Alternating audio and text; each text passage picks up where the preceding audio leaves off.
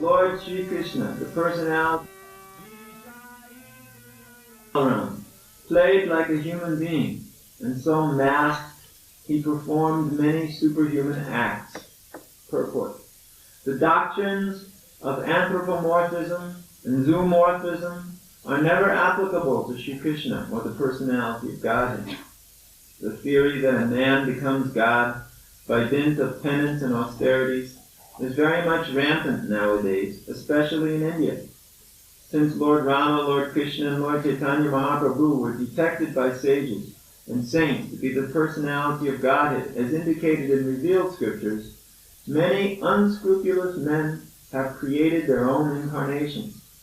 This process of concocting an incarnation of God has become an ordinary business, especially in Bengal. Any popular personality with a few traits of mystic powers will display some feat of jugglery and easily become an incarnation of Godhead by popular vote. Lord Sri Krishna was not that type of incarnation. He was actually the personality of Godhead from the very beginning of his appearance. He appeared before his so-called mother as four-armed Vishnu. Then, at the request of the mother, he became like a human child and at once left her for another devotee at Gokula, where he was accepted as the son of Nanda Maharaj and Yashoda Mata. Similarly, Sri Baladev, the counterpart of Lord Sri Krishna, was also considered a human child born of another wife of Sri Vyasadeva. In Bhagavad Gita, the Lord says that his birth and deeds are transcendental, and that anyone who is so fortunate as to know the transcendental nature of his birth and deeds will at once become liberated and eligible to return to the kingdom of God. The knowledge of the transcendental nature of the birth and deeds of Lord Sri Krishna is sufficient for liberation. In the Bhagavatam, the transcendental nature of the Lord is described in 9 cantos, and in the 10th canto his specific pastimes are taken up. All this becomes known as one's reading of this literature progresses. It is important to note here, however, that the Lord exhibited his divinity even from the lap of his mother, and that his deeds are all superhuman. He lifted Govardhan Hill at the age of 7, and that all these acts definitely prove him to be actually the Supreme Personality of Godhead. Yet, due to his mystic covering, he was always accepted as an ordinary human child by his so-called father and mother and other relatives. Whenever some Herculean task was performed by him, the father and mother took it otherwise, and they remained satisfied with unflinching filial love for their son. As such, the sages of Naimisharanya describe him as apparently resembling a human being, but actually he is the Supreme Almighty Personality of God. Kritavan kila kamani saharame keshava atimartyani bhagavan buddha kapatamanusha. Lord Sri Krishna, the personality of Godhead, along with Balaram, played like a human being, and so masked, he performed many superhuman acts. So, Krishna, when he appeared to be like a small child.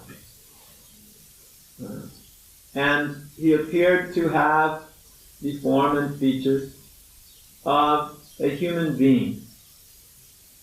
This was because he was appearing within the society of human beings, and thus he acted like a human being. Sometimes he also appears within the society of demigods, so he acts like a demigod. This is so that he can relate with people according to their customary ways, and he can thus enjoy his friendship with them. When he appears as Krishna, he appears as a small child, and he is playing just like a small child would play, not demonstrating in general anything extraordinary. But sometimes he did. When there was a danger or a requirement to kill some demon, Krishna would appear to do wonderful things. But only some saw that. Generally not many. Just like, for instance, when Krishna killed the Aghasura demon. He did it in a pretty spectacular fashion. But nobody saw, except the coward boys. But they were little boys, so who would believe them? So nobody believed them. When Krishna was sitting under a cart, there was a Shankachuta demon inside the cart. So that demon wanted to cause trouble to Krishna. So Krishna kicked the cart, and the cart was crashed to pieces, and the demon inside was killed. But the coward men and women, when they saw that the cart was broken, they thought it fell down, and how lucky it was that Krishna was saved. When Krishna was doing so many things, he would do it in such a way that their love for him was not disturbed. He would never disturb their love for him. Because for Krishna, it was more important that they remain purely engaged in transcendental love for him than were they to engage in some awe and reverence of him as the Supreme Personality of God. Because when one worships Krishna in awe and reverence, it is not as pleasing as when one worships Krishna in love. When there is a loving relationship between the Lord and his devotees, he likes them. When there is only this awe and reverence, well, that's all right too. But that is not the perfection of the pastimes of Krishna. He very much likes when his devotees treat him like an equal or even like an inferior. We find the example given just like a king. A king is very powerful and everybody follows his instruction.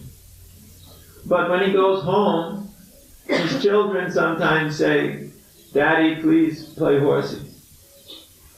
So then he has to go down on the floor and the kids climb on the back and he marches around the room like a horse. So, although he's big man, he is forced out of love for the children to play in a degrading way, demeaning way. This was also true of some big prime minister in England once.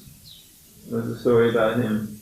His cabinet members came in and there he was on the floor with his grandson on his back playing horses. So we find that this is one of the characteristics of great personalities, is that they like it when somebody makes them act as if they were inferior or equal in friendship relationships. So Krishna, he likes that too. Actually, we like it because Krishna likes it. Because Krishna has that propensity. We also like the same thing. It is not that because we like it, he likes it, but because he likes it, we like it. So, Krishna, he likes it when his mother, he has no mother, God has no mother. He's not born. He's the source of his mother. But she accepts that role as mother out of her intense love for Krishna as her son. And he accepts that role, and when Mother Yashoda wants to chastise him, he accepts that. Except sometimes he shows her something wonderful. Like once when Krishna was being accused of eating dirt by Lord Balaram and his friends, because you're not supposed to eat dirt. So Lord Balaram and his friends, they said, "This Krishna is eating dirt." So then Mother Yashoda said, "Are you eating dirt?" And Krishna said, "No, of course not." And then Balaram said, "It's not true, he's definitely eating dirt." So then Mother Yashoda said, "Well then, open your mouth and let us see. Because if you're eating dirt, it's obvious, your mouth is all dirty." So Krishna opened his mouth, and when she looked inside, she saw not only some dirt, but she saw all the planets, which are filled with dirt. In fact, the whole universe was in there. So she became completely bewildered by that. And then when she looked further, she saw there was herself looking into the mouth of Krishna and seeing all the universe and planets within. So then she became really bewildered. So Krishna is wonderful like that. He's just acting like an ordinary boy and accepting the chastisement of his mother. Are you eating dirt? Let me see. But then when she saw the dirt of the whole universe in there. So that is Krishna. He always acts lovingly towards his devotees. So when she looked like that, she became very philosophical and started to think that maybe her son was the Supreme Personality of Godhead. And that was disturbing her, because then she became filled with awe and reverence. But Krishna didn't like that very much. So he immediately covered her over with Yogamaya potency. And he forgot again everything. Now she forgot again everything about Krishna as being the Supreme Lord. And she thought, closed his mouth and said, anyway, don't do it again. So that he should not be too disturbed. There are other occasions like that when Krishna was naughty. He was stealing butter and feeding it to the monkeys. Because after all, the monkeys are also his parts and parcels. So when he wanted to offer them butter, he had the right to do it. After all, it's his butter, everything is his, and they're his monkeys, so he can give it to the monkeys if he wants. But the cowherd ladies, Mother Yashoda, they didn't like that he was offering their butter to the monkeys. Because this is not the way it's done. So, anyway, Krishna had to be punished, she thought. So, Krishna was going to get tied up to a stone so he could not run around and steal butter. But when she tried to tie him, she put the rope around, but the rope was too short, and she got another piece of rope, and then tied that up too on Krishna, but that rope was also too short. Then she put another rope on that, and that rope was also too short. No rope was long enough to tie up Krishna, so this was wonderful. And she finally just gave up. But when she was about to give up, Krishna, seeing that she was getting frustrated, said, okay, tie me up. Then allowed himself to be tied up. So you can see, Krishna doesn't come right out and do something outrageous, except sometimes. Generally, he tries to keep it so that his devotees don't realize that he's the Supreme Personality of Godhead, so that their loving emotion will not be disturbed. But sometimes he just can't help it, because such big dangers, such big troubles come, that he has to display his real position. So when Indra started pouring down clouds of water all over Krishna and all over the whole residence of Vrindavan, and everywhere things were being flooded like at the time of devastation. So Krishna had to lift up Govardhan Hill to protect the inhabitants of Vrindavan. So that was pretty outrageous. Pretty wonderful. After all, nobody can lift up even a big rock with as big of a whole mountain. Govardhan Hill is not small. It's huge. And he picked it up with one pinky and held it there for 7 days. Finally, Krishna was just revealing that he's the Supreme Personality of Godhead. He held the mountain on his pinky for 7 days. And he just stood there smiling. Of course, he could have just lifted the mountain by some mystic means and created some pillars so everybody thought some pillars were holding it up. But he didn't do that. He lifted it up on his left pinky and kept it balanced. You can't balance anything in your left pinky. Not even for 7 seconds unless you're really expert. And he held up a whole mountain. And at that time, although the inhabitants realized Krishna was not at all ordinary, and that he was the Supreme, that didn't bother them. Mother Yashoda even thought that actually, well, yes, Krishna's holding up the mountain to a certain extent, but Nanda Maharaj and the other coward men, they're holding up with their sticks, so they must be the ones who are holding up the mountain, really. But I mean, nobody holds up mountains. So this was just her feelings of love toward Krishna, that she allowed her intelligence to be covered so that the relationship would remain intact. This is the way of the Krishna and his devotees. So he masks himself like a dramatic actor. When you are on the stage and you are acting in a role, now the people in the audience know that you are not that person. But because they have come to enjoy this show, they allow themselves to forget the fact that you're not the person, and they remember that you are the person. It's all a question of the mind. In the mind, they wish to see that you are that person, so they forget the fact that you're not. Similarly, Krishna's devotees want to see Krishna in a certain relationship, so they remember Krishna as that relationship, and they forget that Krishna is the Supreme Personality of Godhead. But factually, they never forget you.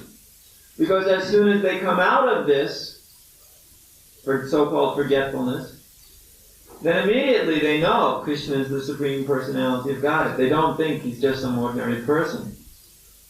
They're coming from the platform of having full realization of Krishna's actual position, and they're going to the platform of loving relationship. So if ever, due to circumstance, they fall backwards from that platform, they fall onto the platform of full realization of Krishna as the Supreme. It's like the gopis, although they never display great scholarship and learning in the Vedic line.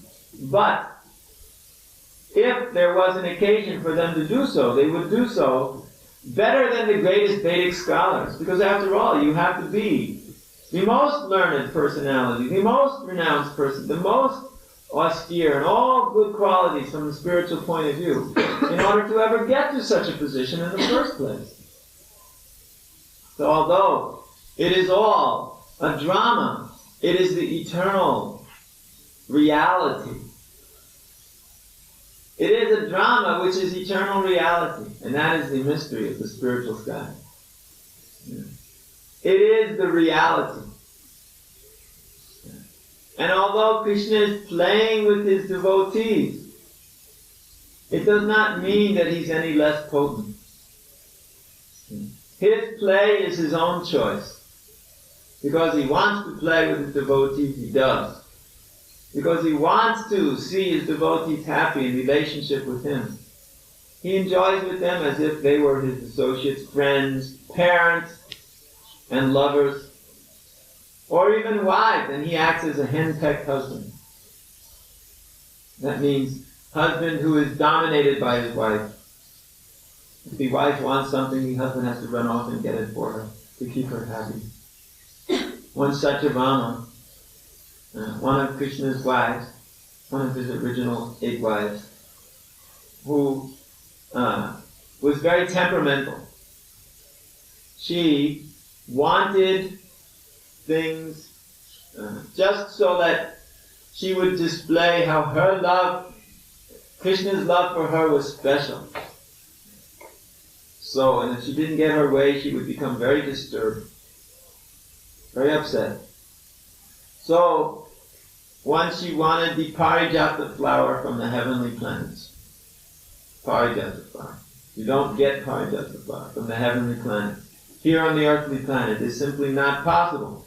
But Krishna took Satyabhama on the back of Garuda, and they flew off to the heavenly planets, and Krishna stole the Parijata tree right out of the heavenly planets. And at that time, Indra got envious. We were talking last night about how envy develops. So Indra, being very opulent, sometimes he makes mistakes.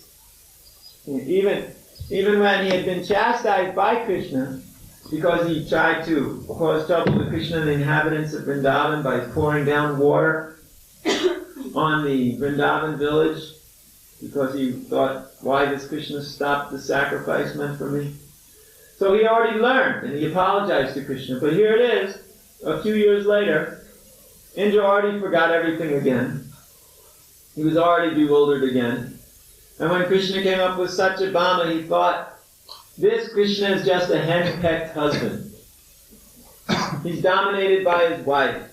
His wife wants a heavenly tree, and she can't have it.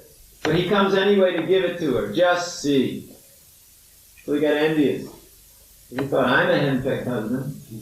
I'm not the supreme. Well, he's a henpecked husband, so he's not really the supreme either. Got envious of Krishna. And immediately there was a battle between Krishna and the demigods. Well, of course you know who won. So, all of these propensities are there in the spiritual sky, but there they are in great bliss and ecstasy. Because there, when, for instance, Krishna acts as a henpecked husband and he battles for you, well, he always wins. Here in the material world, it's not always like that. Sometimes the husband's laying on the floor with a bloody nose. But there, the wives of Krishna are never frustrated. They always are direct sees them. But at the times when it counts, at the end of the day's activities, he comes home to my house. So each and every one of them thought like that. And they were feeling very pleased with Krishna. And in each and every one of those houses, he was doing different things in association with his devotees. So if this is not wonderful, then what is? There may be so many cheap incarnations of Godhead which are just imported from India, export. Biggest export business in India, God. They've got so many gods to export. Prabhupada says here, especially in Bengal. In Bengal there have been so many so-called incarnations. Display a little mystic power and everybody bows down before you. Yeah. People in general are not very intelligent. So if somebody displays a little mystic power, then everybody's convinced that he's an incarnation. In India now there's one mystic yogi. He's got some prapti siddhi. He can pick things from anywhere. So now everybody's convinced. He also has some power to control your mind. Very good yogis. They can make you think what they want. So he's making everybody think that he's God. And he's enjoying this like anything. And the people, they come, and then all of a sudden, all they can think of is him. And then he pulls out some ashes from his hair, and then everybody's amazed. As if God wastes his time making ashes. You never find any such history in relationship to Krishna or any incarnation of the Lord. As we've always mentioned, one of the qualities of incarnations is there are 6 opulences. And one of the opulences is all beauty, Shriya. And this so-called incarnation is ugly. So where's the beauty feature? So we find that besides this, he's not predicted in the scriptures. Everyone may say, oh, this is an incarnation, that's an incarnation. But they must be predicted in the scriptures.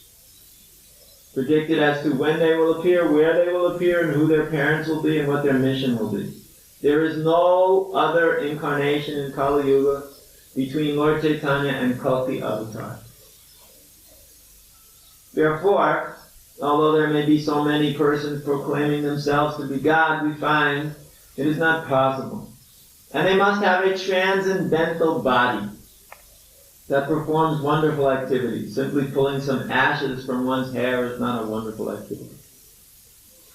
Or once, to convince some big person came from England, he pulled a bottle of liquor out of the man's liquor shop in England, in India, and gave it to him.